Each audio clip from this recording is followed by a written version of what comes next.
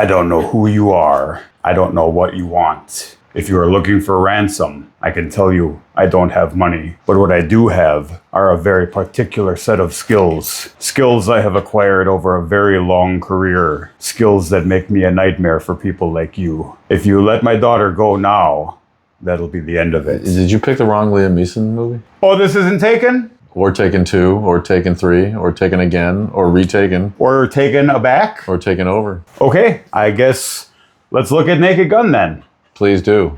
Welcome to the Grail Guys presents Cinema Jones and the Last Movie Crusade, the movie review show where one of us reviews a movie and the other one tells him if he chose wisely or chose poorly, just like the Grail Knight.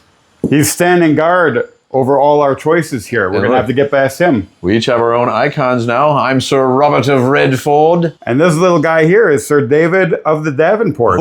He sits here right between us. OG couch potato. Judging us. We review our movies on the Grail Scale. What's at the low end, David? This right here is what we call the paper Flixie cup. Shitty and disposable. Indeed it is. Right next to that, we have the Crimson Party cup. Or the Han Solo cup. It's a 2-cup review. Flimsy, but reliable. Right here in the middle, we've got Mom's blue dinner glass. Everyone remembers this. It's nice looking, it's completely functional, and it's utterly average. Just like all the moms out there. Oh boy. Next up, what do we got here? Oh, that's the ceramic beer stein. Ooh, it's decorative, it's opulent, and very, very handsome. Oh yeah, it is like us. I got it. Just like us. And what's on the very end here? Last but not least, Crystal Chalice. The Holy Grail of movies. It's decadent, it's ornate, it's absolutely gorgeous. This is the best, but we have to see if Mr. Guardian Man here will allow us to pass through to its sacredness. Oscar season's coming up. We might find a... we might get a 5-cup movie. As of yet, it hasn't happened. It may never happen. Especially not with this one. What do you got for us tonight? Wow! This week, my friends, I chose the Naked Gun. It's back. And this time, Liam Neeson is the one risking his dignity, his knees, a possible hip replacement, and a court date for public indecency, all for our entertainment. It's the least he can do. He plays Frank Drebin Jr., son of the late Leslie Nielsen's original character. Also late. He's trying to live up to his father's legacy as the greatest officer in police squad. What is this accent I'm doing? I don't know. He's trying to live up to his father's legacy as the greatest officer in Police Squad, the fictional elite division of the LAPD. The movie kicks off with Frank seemingly foiling a bank robbery. What he doesn't realize is that they didn't just steal money, they stole the movie's entire plot device. And yes, in true Naked Gun fashion, it's literally called plot device. His next case is a fatal car crash. The victim's sister, Beth, played by Pamela Anderson. Not played by you bitches. Back to the show, my friend. The victim's sister, Beth, played by Pamela Anderson. You know, I find her quite fetching, don't you? What does she fetch? Anyway, she thinks it was murder.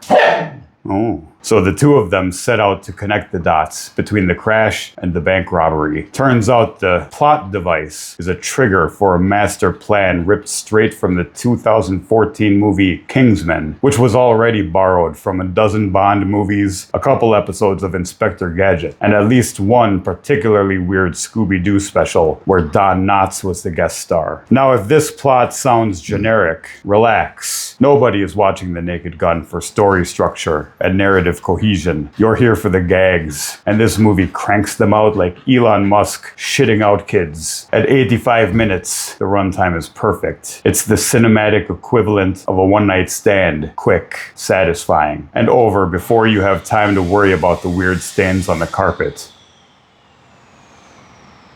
What the fuck is that? I'm gonna move my leg. Okay. Just when you start thinking, maybe Frosty the Snowman meets Fatal Attraction is a bit too much, the movie slaps you with its funniest material, drops the mic, and bails before anyone can ask about its internet search history. No bloated runtime, no forced third act dramatic monologue about family, just laughs, a couple bonus gags during and after the credits, and a chance to get out before the ushers find out what you did to the popcorn bucket. You know what you did.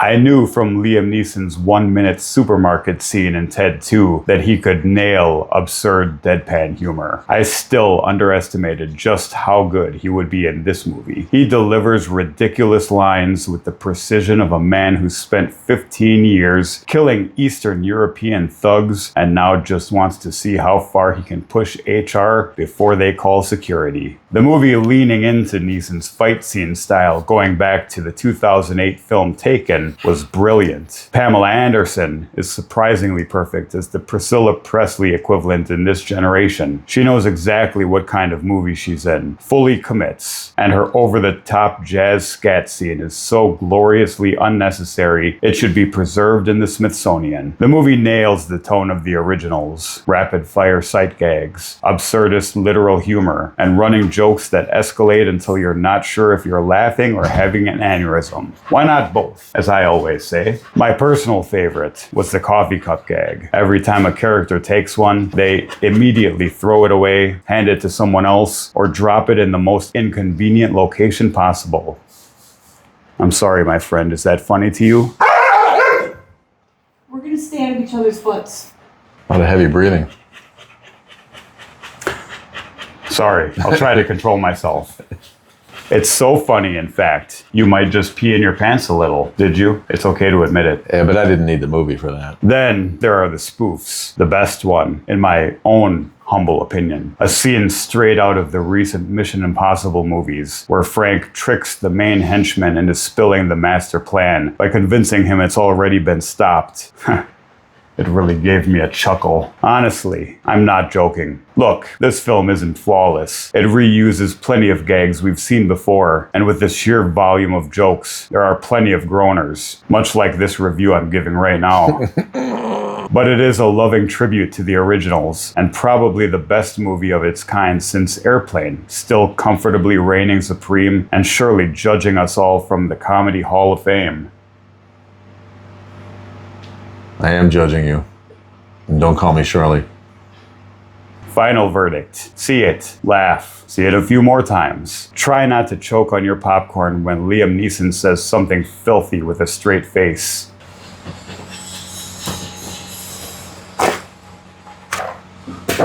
I give it the disposable coffee cup score of 4 out of 5.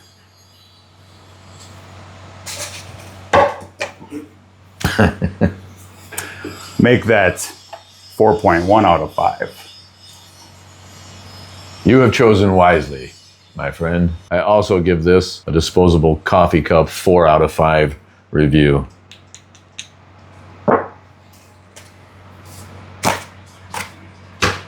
Yeah, I thought that, like you said, did as good of a job at this kind of thing that any of the other sequels or any of the other Naked Guns ever did, and probably is the second best one now after Airplane, which of course is the gold standard for Almost these kind certainly of movies. never be dethroned. Never be dethroned, never be topped. It's up there. But yeah, in fact, I'm kind of a detractor of the original Naked Guns. But then to me, none of those were even funny enough for me to like them really at all. I really didn't like them at all. I thought they were all kind of bad and full of bad, shitty jokes. And so when this one came out, I kind of groaned to myself, like, really, again? We're gonna I had to convince him to see it. And I did. And other people had told me that it was really funny too. And again, it's a movie review show. We're going to see movies that we don't like. So I went in expecting little, and I was pleasantly surprised. It was really, really funny from beginning to end. Like you said, it's got a few jokes that miss, but it just moves right past them. It's got a lot of jokes that miss. Yeah, and it just pushes past that and gets right on to the next one. And all the cast is completely game. I'm so proud of Pam Anderson for honestly reinventing herself, jump-starting a career. She was remarkably good in this. Funny, on point. The scat scene was hysterical, and it just wouldn't end, right? Right. It kept on going and getting more absurd, which just made you giggle even more. Liam Neeson was perfect for this, like you said, and given his recent past in movie making, I think it kind of accentuated how absurd and different this was, and they leaned into what he does in those movies, where not just the Taken ones, all the other slew of grumpy old man wreaks havoc on a bunch of younger punk-ass criminals. He was hysterical. Coffee gag was great. All the literalist humor, take a chair. No, I got plenty of chairs at home. I will take a chair after all. After all, I think I will take that chair. Yeah. Go see it. I don't need to sit here and rehash the jokes for you. The plot device thing killed me right from the beginning, right? PLOT with the period. The MacGuffin in the movie is the plot device, and it's literally what it's called. Enough potty humor to keep a pervert like me happy. Yeah. I kept waiting for more nakedness. I feel like a movie like Naked Gun ought to feature a little bit of nakedness, even if it's just a gun. Well, there were several guns that were naked. But not like, that's not the kind of nakedness we want to see. The closest we get is... Are you suggesting that you might like to see a pair of glistening tits? Yes. A pair of glistening tits would have been good. Fair enough. But I think that... Whip them out. Yeah. They're not glistening today. Oh, I got to lube them up first before that. But I think it towed that line where it could still kind of bring the family to see it, right? And the kids aren't going to be really disgusted and offended by the over-the-top swearing. It's a little something for everyone. Actual violence. Just funny shit. The guy that's getting so much work that plays the George Kennedy character, his sidekick. Yeah, essentially. Yeah. I see that guy popping up in more and more movies, and he's always pretty solid character actor and supporting cast guy. There were a slew of actors in this movie who just kind of popped up on screen. And you're like, hey, I know that guy. Hey, I know that guy. But you don't know their name, but they're great actors, right? They're good character actors. Been in a ton of stuff. Yeah. CCH Pounder. She's been around forever. Yeah. Did you catch, for some reason, the first scene she was in the police station, she sounded like there was a little bit Irish in her voice for some reason. Okay, I didn't notice that. That's funny though if she did that. Yeah. Right, the old Irish cop thing. Right. But she plays the boss, right? Right. Who's a little bit more humorless and trying to keep it on track. And some gags with her and her sleeping husband. In the credits, honestly, the fact that the movie just kept going through the credits. Pay attention to the end credits, even after the ending scene. And Weird Al Yankovic, who was in all three of the original movies, back in this one, which I wouldn't have remembered, but yeah, Busta Rhymes is hysterical. Yeah, his short scene. Honestly, if you're looking for a screwball comedy and you like that kind of this kind of thing, which I do, I love the literalist humor, the potty humor, the absurdism. Lots of good stuff. Yeah. 4.1, 4.1. We have another. What is this, 2 in a row? Yeah, right. No, it's a good time. It's especially worth it for Liam Neeson's bulging crotch and a pair of strawberry shortcake panties that you get to witness. That closest. You get to witness that in the trailer. Closest thing to a naked gun that you see. I think that's one of the posters even. Yeah. Can I get that for my room?